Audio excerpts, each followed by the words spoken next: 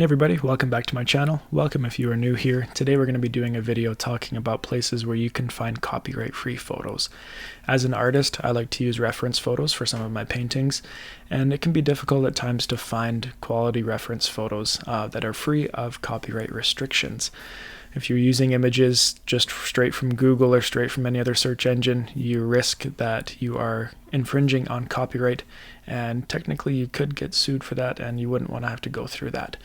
So here I've made a list of 10 websites that have copyright-free images. Some of them require you to give attribution to the photographer, which means you just have to, when you've published your work, you have to say who you got it from, who took the original photo. But some of them are public domain, which means you don't have to do any attribution. You can if you want, but you don't have to. So I'm going to go through each of these 10 websites, just talk briefly about each of them, show you the homepage and basically how it works, and then we will go from there. So let's go to the first website, Unsplash. Here we are on the homepage of Unsplash. Unsplash is both copyright free and it's free to use. It was started in 2013 as a Tumblr blog and has grown immensely since then. So over 150,000 photographers add images to this library so that people can use it. They have over 1 million photos, and more photos are being added daily. Here you can see at the top they have a bunch of different categories that you can use, and if you would like to, you can also submit your photos to be used by other creatives around the world. So that's Unsplash. Pretty straightforward. There's the search bar there. Pretty cool. I don't use Unsplash a ton, but I think I could use it a little bit more. It's one that I kind of forget about. But if you use it, let me know in the comments. All right, we'll head over to our next website. Our next website is Pixabay. Pixabay is one that I go to quite a bit, maybe because it has an easier name to remember. I don't know, Unsplash I guess is pretty easy too. But Pixabay was founded in 2011 in Germany, and it's grown to become a major source of free images and videos that people can use. There's also vector images that are, I don't think that are on every single type of website. So as of a few years ago, there was over 1.2 million free photos and videos in their library. And you can imagine how much that's increased since then. You can download images for free on Pixabay, but if you join it, then you can download more high quality images for free. So I have an account on there. It's never spammed me with anything before. I enjoy using Pixabay. Next one we're looking at here is Pexels. And Pexels has hundreds of thousands of photos in their library. You can find just about anything you're looking for, and their mission, just like many of the other ones, is to help artists access photos to inspire their work. You can also, similar to other ones, you can join it and add your own photos, and yeah, then you can just use it for your own things.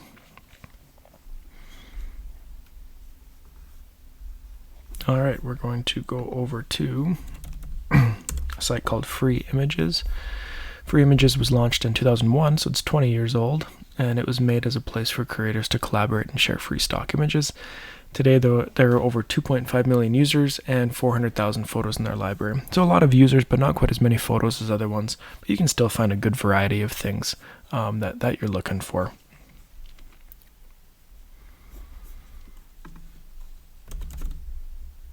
Our next one is actually connected with Shopify, interestingly enough, so it's called Burst.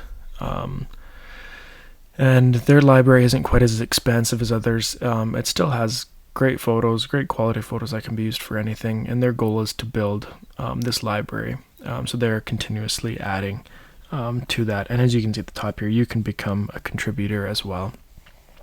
A lot of these websites, as you probably noticed, were just 5 of the way through the 10, but they rely on creative people to, kind of help each other out. And, if you're taking from the site, try to add to it if you can. I know not all of us are photographers and we don't all have photos to add, but if you do, consider contributing to the website that you use the most for getting copyright-free images. Next one we have is called StockSnap.io, and it's a pretty easy platform to use. Some sites only allow smaller resolution downloads, but this one you can include, it includes full resolution downloads, which is kind of nice. And they have the search bar here, they have categories, they have trending, they have everything there to help you find what you need. And again, you can see the top here, you can submit photos as well to be used on their website. Number 7 is Gratisography. Gratis coming from, Latin for free.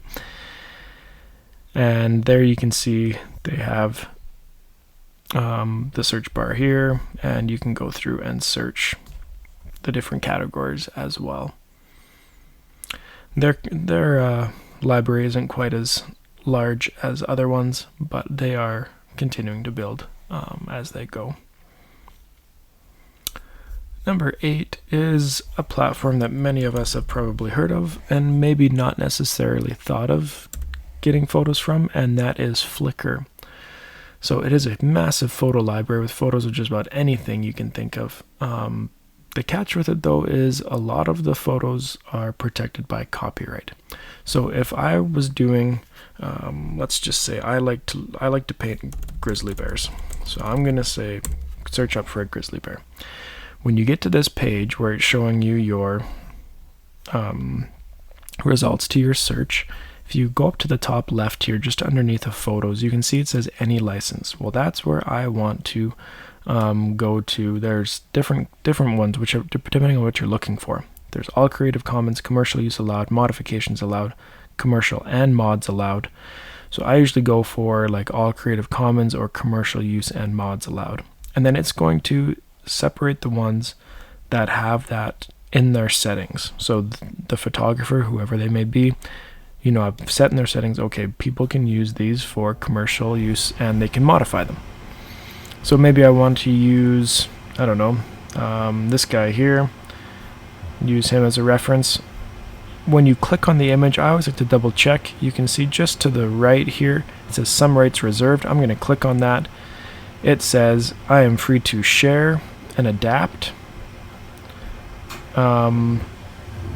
Attribution, you must give appropriate credit, so I need to do that.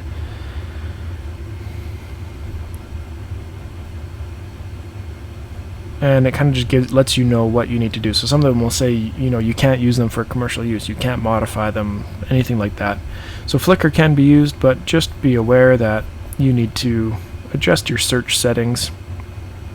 Or you can go to no known copyright restrictions, and then, these ones should be public domain, so that means you can literally do anything with it. So those ones are always the safest to use.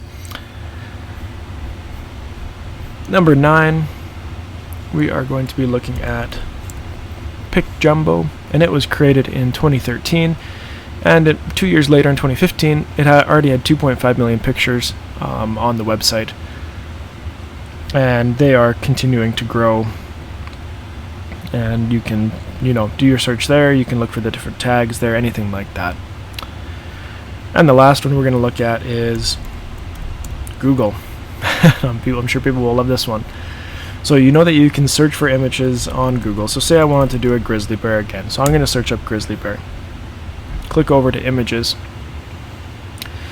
Here's where, similar to on Flickr, you can go to tools. And once you click on tools, you'll see this usage rights has come down. So maybe I want commercial licenses, or maybe I want Creative Commons licenses. And then it'll give you photos that have those, have that criteria there. Sometimes it's not always correct. So usually, like if I find a photo that I like on Google using this search function, I will click on the image itself, go to where it's found, and double check just to be sure. So yeah, if you find it, if it's on like Wikimedia Commons, it's usually good to go. But you can see down here, this file is licensed under Creative Commons. You are free to share, to remix under the following editions, attribution. So for this one, I must give attribution to the photographer, which in this case, it gives me that right down in here, which is nice. Thank you for checking out this video with me today. I hope that you can use one of these 10 websites and they will help you find copyright-free reference photos for any type of creative work that you are doing. If you have other websites or other libraries where you find copyright-free images, I'd love for you to put them in the comments below so we can all benefit from that. So thanks for watching this video. Hope that you subscribe and like this video so I can see you next time here on Brian Sloan Artist.